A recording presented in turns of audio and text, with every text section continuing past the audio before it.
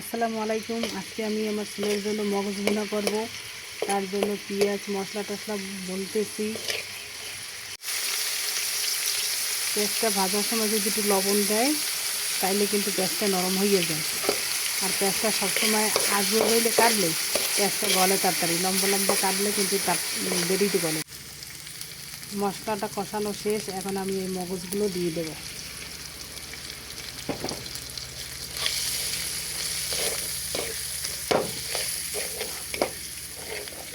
চুলো অপেক্ষা করই গেছে বড় হইয়া ছেলের জন্য মারে।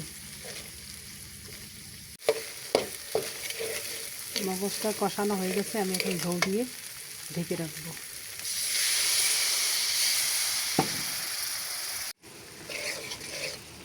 এই ভুনা প্রায় শেষের পথে। আমার মগজ ভুনাটা হয়ে গেছে।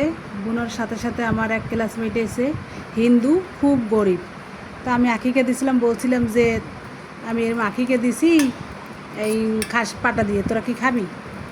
কাজটা দেখবো অনেক। তা তখন নেয় এই 7-8 দিন পরাই আজকে নিল ইয়া।